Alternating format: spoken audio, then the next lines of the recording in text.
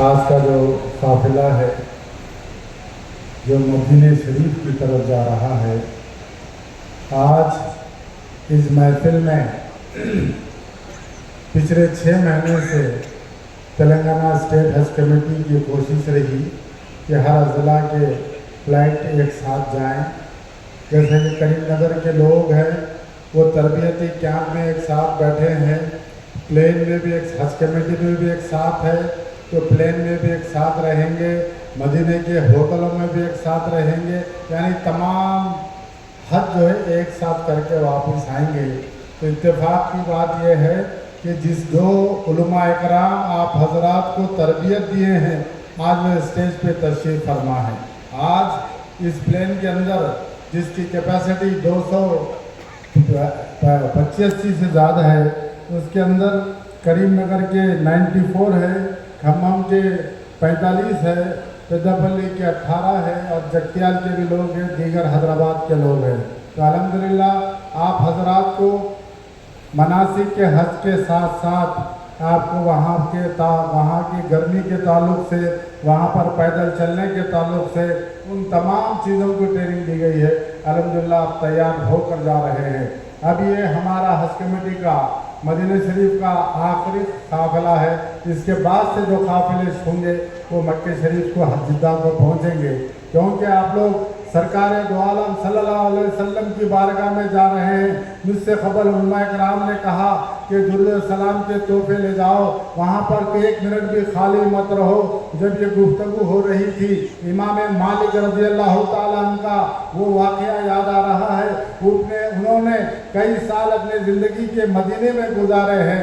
آپ جب یہ واقعہ آپ لوگ اپنے ذہن نشین کر لیں. امام مالک جب بھی مدینہ کے گلیوں میں چلتے تو بیچ میں سے نہیں چلا کرتے، بازو سے اپنی پیٹھ دیوار کو رگڑ کے چلتے تھے، بیچ گلی میں سے نہیں چلتے تھے. آپ کے شاگردوں نے پوچھا کہ آپ بازو سے کیوں چلتے ہیں، بیچ میں سے کیوں نہیں چلتے؟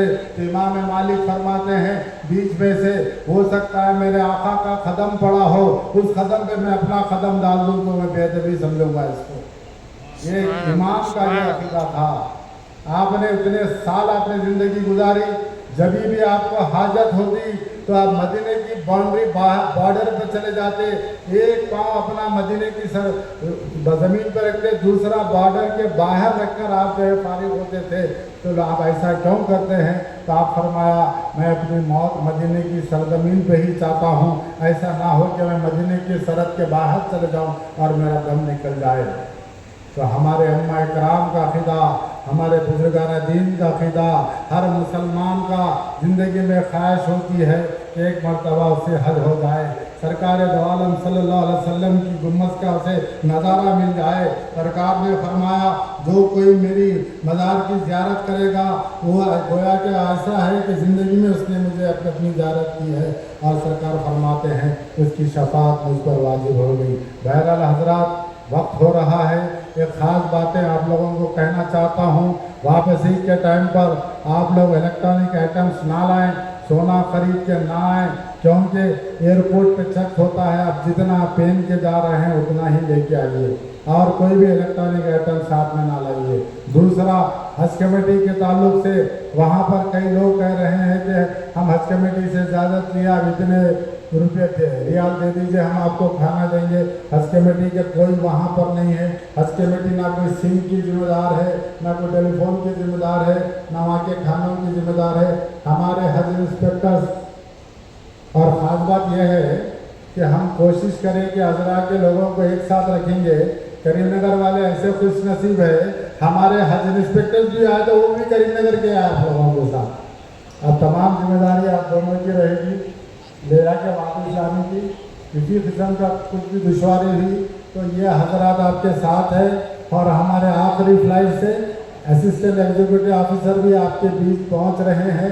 انشاءاللہ وہ بھی ہم وہاں پر کنٹرول روم رکھ کر بیٹھیں گے. اور نوجوانوں سے میں خواہش کروں گا کہ آپ کے ساتھ جو ضعیف حضرات ہیں ان کی خدمت کریں. ہمارے حج انسپیکٹر بھی آپ کے ساتھ ہے. انشاءاللہ اللہ کی بارگاہ میں دعا ہے کہ اللہ آپ کا سفر آسان کرے، خیر حافظ سے لے جائے، خیر حافظ سے آئے. کیے آپ ارادہ کی اور ارادہ کر کے حج کمیٹی میں آپ آئے جانے کے لیے، آپ آنے سے پہلے آپ کے چہرے کیسے نظر آ رہے تھے اور آج آپ کے چہرے کیسے نورانی ہو گئے، کیونکہ اللہ اپنے دربار میں بلا رہا ہے۔ تو جانے سے پہلے اپنی صفائی کر کے جانا چاہیے دل۔ نمبر 2، وہاں جائیں گے بہت سے کام ہیں، جیسے مفتی صاحب نے کہا آپ مدینہ منورہ جا رہے ہیں، تاجدار مدینہ سرکار دو عالم صلی اللہ علیہ وسلم کی جگہ پر آپ جا رہے ہیں، اور وہاں سے پھر آپ مکہ جائیں گے۔ اب مدینہ پہنچے، کس کے مہمان ہیں آپ؟ حج کمیٹی کے نہیں، سعودی عرب کے نہیں، آپ سرکار دو عالم صلی اللہ علیہ وسلم کے مہمان ہیں مدینے میں۔ اگر چھوٹی موٹی تکلیف ہوتی ہو وہاں تو برداشت کرنا چاہیے، شکایت نہیں کرنا چاہیے۔ کس کے مہمان ہیں؟ سرکار کے مہمان ہیں، اور اگر آپ شکایت کریں گے تو کس کی شکایت ہوگی؟ اکثر ہوتا ہے ایسا، چھوٹے موٹی غلطیاں ہر انسان سے، تو انسان ہے، فرشتہ نہیں ہو سکتا۔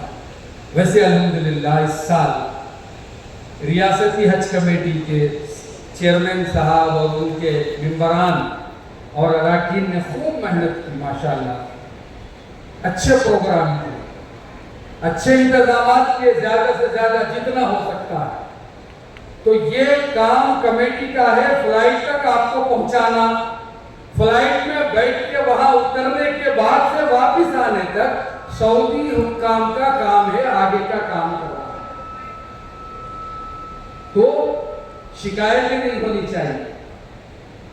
اکثر ایسا ہوتا کہ کھانا تھوڑی دیر کے لیے دیر ہو گیا تو آدمی کو غصہ آ جاتا، تھوڑی سی تکلیف ہو گئی تو آدمی کو غصہ آ جاتا۔ جو شخص چھوٹی چھوٹی چیزوں کی شکایت کرے گا وہ آدمی حج کیسے کرے گا؟ غور کریے، تھوڑے بہت تکلیفیں ہوں گی اور ان تکلیفوں کو برداشت کرنا ہی عبادت ہے۔ نمبر 3 کی آسانیاں اللہ تعالیٰ سب کو میسر فرمائے، ہر طرح کے مشکلات پریشانیوں سے اللہ سب کی حفاظت فرمائے، اس حج کو حج مبرور و مقبول بنائے۔ دوستو بزرگوں، آپ نے آج کے اس پروگرام سے پہلے کئی ایک پروگرام میں شرکت کی ہوگی جو حج کی تربیت کے لیے پروگرام منعقد کیے گئے، جس کے اندر آپ نے مدینہ منورہ جانے کے آداب اور وہاں کرنے والی عبادات کے بارے میں بہت تفصیل سے سنا ہوگا، اور اسی طرح مکہ مکرمہ میں قدم رکھنے سے پہلے کس طرح سے ہم کو آداب کا خیال رکھنا ہے، اور پھر وہاں کس طرح ہمیں ارکان حج ادا کرنا ہے، آپ نے اپنے ذہن نشین کر لیا ہوگا، اور اس کی پوری تفصیل آپ حضرات کے ساتھ موجود ہوگی۔ اللہ تعالیٰ آپ کو پوری صحت و عافیت کے ساتھ یہ سفر حج کرائے۔ میں نے آپ حضرات کے سامنے ایک دو آیتیں قرآن شریف کی تلاوت کی ہیں، اس کے اندر اللہ تبارک و تعالیٰ فرماتے ہیں کہ اگر یہ دنیا میں آنے والے قیامت تک کے یہ انسان جو اپنے آپ پر ظلم کیا، انہوں نے گناہ کرتے کرتے اپنے آپ پر ظلم کر کے اپنے آپ کو جہنمی بنا لیا، اگر یہ لوگ اللہ کے نبی صلی اللہ علیہ وسلم کی خدمت میں حاضر ہو کر اللہ سے توبہ کرتے ہیں اور اللہ کے نبی ان کے حق میں توبہ کرتے ہیں تو اللہ ضرور بضرور ان کی توبہ قبول کرنے والے ہیں۔ چنانچہ قرآن شریف کی آیت ہے وَلَوْ أَنَّهُمْ إِذْ ظَلَمُوا أَنفُسَهُمْ جَاءُوكَ فَاسْتَغْفَرُوا اللَّهَ وَاسْتَغْفَرَ لَهُمُ الرَّسُولُ لَوَجَدُوا اللَّهَ تَوَّابًا رَحِيمًا۔ ہمارا آپ بڑے خوش قسمت ہے جو یہاں سے مکہ مکرمہ نہیں بلکہ مدینہ منورہ پہلے جا رہے ہیں۔ بڑا بہترین موقع ہے کہ ہم اللہ کے اس دربار پہلے کعبۃ اللہ کے پاس پہنچنے سے پہلے اپنے آپ کو مدینہ منورہ میں توبہ و استغفار کر کے اپنے آپ کو بالکل پاک صاف کر کے پھر اس کے بعد اللہ تعالیٰ کے اس دربار میں جس کے بارے میں کہا گیا کہ دنیا میں سب سے پہلا وہ گھر جس کی تعمیر کی گئی اِنَّ أَوَّلَ بَيْتٍ وُضِعَ لِلنَّاسِ، اس مقام سے پہنچنے سے پہلے اپنے اندر اور اپنے باطن کی اور اپنے دل کی صفائی کر کے اور تمام تر ظلم و ستم اور گناہوں سے پاک صاف ہو کر جانے کا ایک بہترین موقع مل رہا ہے۔ اللہ کے نبی صلی اللہ علیہ وسلم کی خدمت میں جب سلام پڑھنے اور پیش کرنے کا جب موقع ہو تو اس وقت ضرور یہ دعا کرنا چاہیے، اللہ کے نبی کے سامنے پیشکش اور درخواست کرنا چاہیے کہ اے اللہ کے نبی، ہم آپ کے سامنے استغفار کرتے ہیں اللہ سے، ہم آپ کے سامنے اللہ سے توبہ کرتے ہیں، آئندہ سے پھر کسی طرح کا کوئی گناہ نہیں کریں گے، ہم گناہوں سے بچنا چاہتے ہیں، اے اللہ ہمیں گناہوں سے بچا لیجیے، ہمارے گناہوں کو معاف فرما دیجیے۔ جب اس طرح سے ہم دعا کریں گے تو اللہ کے نبی بھی ہمارے حق میں دعا کریں گے، اور یہ دعا ضرور قبول ہو کر ہم پاک و صاف اور گناہوں سے ستھرے ہو جائیں گے۔